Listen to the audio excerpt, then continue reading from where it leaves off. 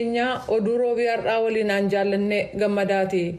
Baankiin daldalaa kan Itoophiyaa guyyaa 12 dura rakkoo caasaa yookaan sirnaa isa mudate hordofuudhaan karaa seeraan ala ta'een baankicha keessaa kanneen maallaqa fudhatan guutummaan yookaan hanga tokko kanneen hin deebisin maqaa namoota 5,731 tarreessee ifa gochuusaa beeksisee jira. Baankiin kun har'a ibsa baaseen maallaqa fudhatan guutummaan yookaan hanga tokko kanneen hin deebisin hanga sanbata fuullee keenyaa akka lakkoofsa Itoophiyaatti bitootessa 21 bara 2016tti maallaqa fudhatan akka deebisan daangaa kaa'ee jira. Kana kabajanii namoonni maallaqa kana deebisan irratti tarkaanfiin seeraa fudhatamu akka hin jirres mirkaneessee jira. Rakkoo uumame kana booda namoonni seeraan ala maallaqa kana fudhatan akka deebisaniif baankiin kun beellama ammaan dura kennee tureen namoonni 14,400 guutummaan akkasumas hanga tokko deebisuu isaanii beeksiseera. Guyyaa har'aa maqaa lakkoofsa herrega baankii damee baankii maallaqa keessa kaa'atanii ifa kan taasise keessa maallaqa fudhatan guutummaatti kan hin deebisin namoota 565 hanga tokko kan deebisan immoo 5,166 maallaqa fudhatan beellama kennameen akka deebisaniif hubachiiseera.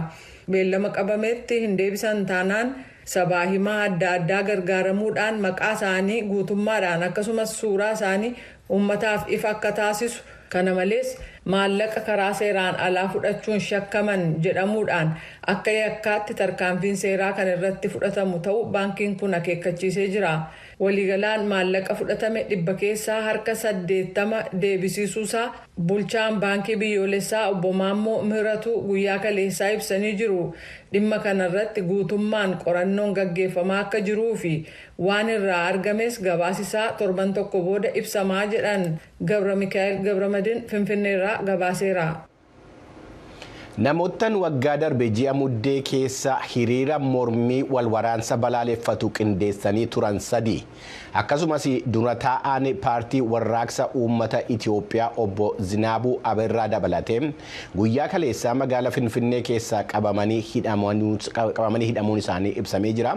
Itti aanaa hoogganaan paartii warraaqsa uummata Itoophiyaa obbo Abrahaam Zalaalame akka Abrahaam Hayimaanooti akka VOA'tti manitti namoonni kun kan qabamanii hidhamanii namoottan hiriira waggaa darbee qindeessaniin walqabatee muddee 7 bara 2023 qabamanii mana hidhaa Awaash Arbaa keessa turanii erga hiikamanii guyyaa 2 booda.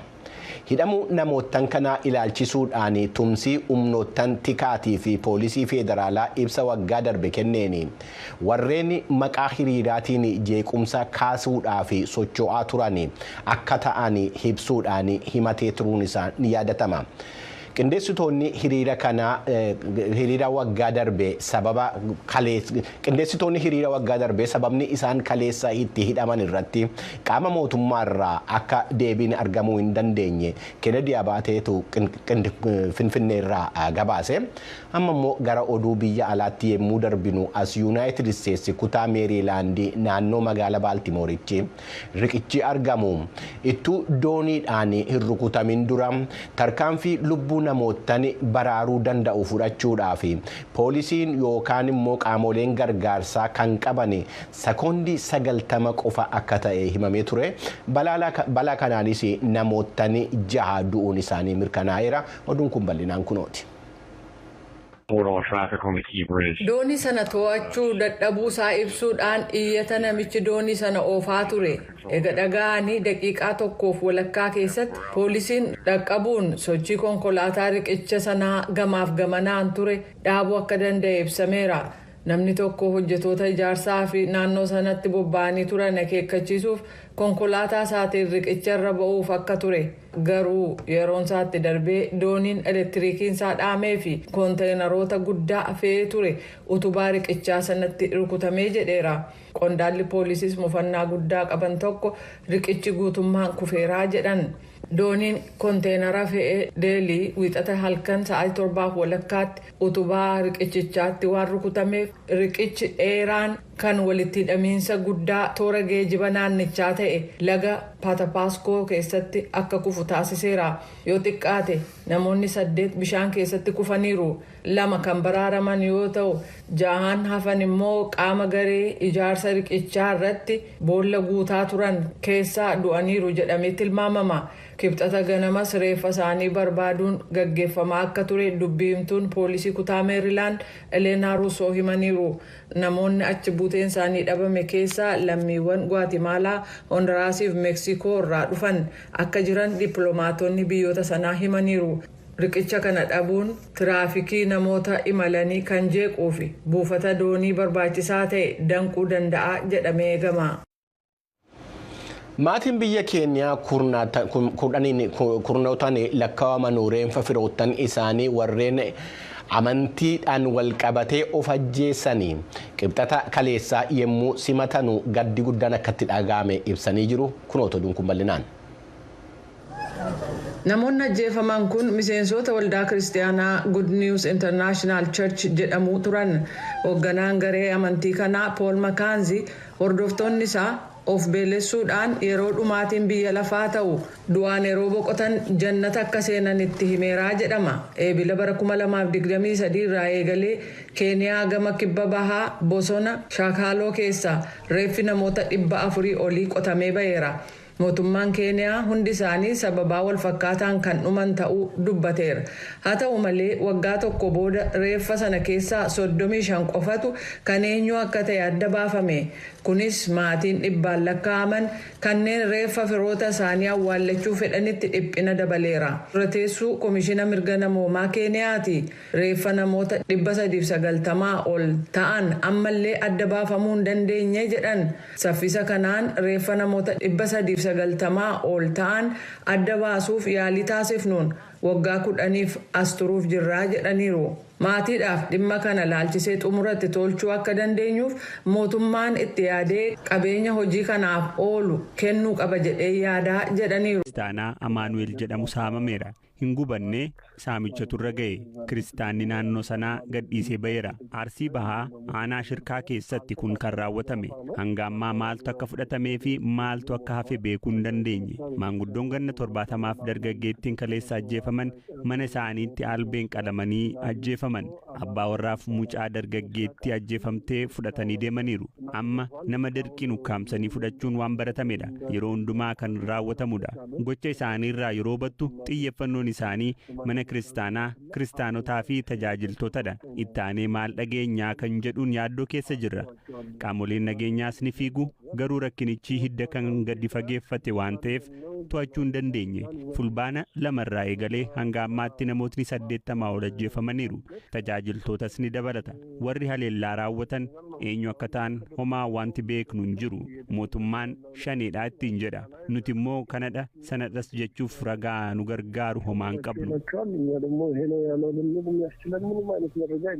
Akka lakkoofsa Itoophiyaa wiixata bitootessa 16 2016 galgala ammoo godina Arsii Lixaa aanaa Dodolaa fi magaalaa Dodolaa keessatti haleellaa qaamoleen hidhatan raawwataniin walumatti namoonni 11 ajjeefamaniiru. BBC'n jiraattotaa fi mana kiristaanaarraa akka odeeffatetti haleellaa kanaan tajaajiltoonni bataskaana qulqulluu Gabra Kiristoos lubaa fi daaqonii kan ta'an maatii isaanii wajjin ajjeefamaniiru. Hoogganaan waajjira koominikeeshinii bulchiinsa magaalaa Dodolaa obbo Amaan Dabbee yakka kana kan raawwatan hidhattoota abaa'oo shaneetii jechuun waa'ila koo Galaanaa Balaa itti himaniiru. Ilaamee humni diinaa kun ajjechaa kana kan raawwate aanaa Dodolaa kan jedhamuu fi bulchiinsa magaalaa Dodolaa keessatti aanaa keessa naannoo ganda madda waabee duwwaa tokko iddoo jedhamutti magaalaa keessa kan raawwatame jechaadha. Ajjechaan kun ammoo lammiilee nagaa irratti raawwatamee namoota amantii adda addaa qaban kan amantaa hordofan lammiilee nagaa daa'imman irratti raawwatame. Namootni ajjeefaman meeqadha? Namoonni ajjeefaman bulchiinsa magaalaa keessatti nama 7. Aanaa baadiyyaa kan jedhamu aanaa Dodolaa baadiyyaa irratti ammoo namoonni daangaa san keessa du'an nama 4 waliigalatti nama 11tu wareegame. Guyyaa kam ajjeefamanii? Kaleessa malee dheengadda galgala jechaadha. Gaafa 16 galgala naannoo sa'a 3tti gaggeeffame. Hordoftoota amantaa ortodoksiiti? Cinaan isaanii hordoftoota amantaa ortodoksis jiru, amantaa pirootestaantis jiru, namoonni ammoo amantii biroo hordofan keessa jiru, amantaa qofaa miti. Garuu miidiyaaleen tokko tokko kan dhaadheessaa jiran akka charchii irratti boombii darbatame kun sobaa jechaadha. Haleellaan kun kan raawwatame namoota ogummaa waraanaa qaban. Rasaasni akka uummanni yaa'ee birmachuu hin dandeenyetti sammuu namaa irratti qabamee kan dhukaafame akka dhaga'amuu hin dandeenyetti kan taasifame. Tole hunduu kan ajjeefaman rasaasni itti dhukaafameeti jechuudha. Iddoo sanis jiraachuu baannu erga bira geenyeen booda namoonni kunniin kan du'aniin rasaasaan ajjeefamanii uummanni ammoo masjiida salaatee ba'ullee erga birmannaa taasisee isaan irrattis dhukaasanii kan bittinneessanii fi kan miliqan ta'uu isaati namoonni kun. Maatii tokko keessaa miseensi maatii hedduun du'eera wanta kanatti kooshii akkanaa ibsitan. Miseensa maatii tokko keessaa namni akkasitti namni 4 kan du'e jira, kan 3 du'e jira, kan 1 du'e jira. Kun itti yaaddamee uummataa fi uummata buusoo sabaaf saba waliin buusoo amantaa waliin buusoo jeequmsa deebisanii uumuudhaaf itti yaaddamee waan hojjetame kana akka mootummaatti maqaa bulchiinsa magaalaa Dodolaatiin kan balaaleffannu ta'uu uummanni magaalaa Dodolaallee kan balaaleffate iddoo hundatti ta'uu isaati. Mana namoota ajjeefamanii seenaniitu hidhattootatu raawwate jechuudha. Hidhattoota kana amma akitti qabattu humni kun humna hidhatee socho'u armaan duras yaalii adda addaa gaggeessaa ture. Maqaa qulqulluudhaan yoo siyaa kennamuu barbaadda ta'e humna abaawoo shanii fi finxaaleeyyiin biraa kanneen biroollee keessa jiran jennee shakka. Gama biraatiin ammoo lammiileen namoonni du'an kun namoota amantii gaggeessanii barsiisaan amantii jira. Barsiistuun amantii jirti.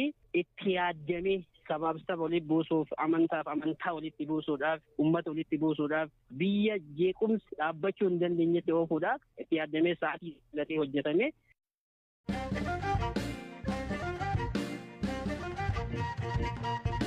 Odeessa dhumaan godina Shawaa Lixaa aanaa Ambootti dargaggeessi ganna 20 halkan balbala cabsuun maanguddoo ganna 90 gudeede hidhaa waggaa 8 adabamuu waajjira abbaa alangaa godina Shawaa Lixaatti abbaan adeemsa yakkootaa obbo Baqqalaa Beekaa BBC'tti himaniiru. Yakkichi akkatti raawwate ibsuun eegalu waayila koo Warqinaa Dirribsaatu dubbise.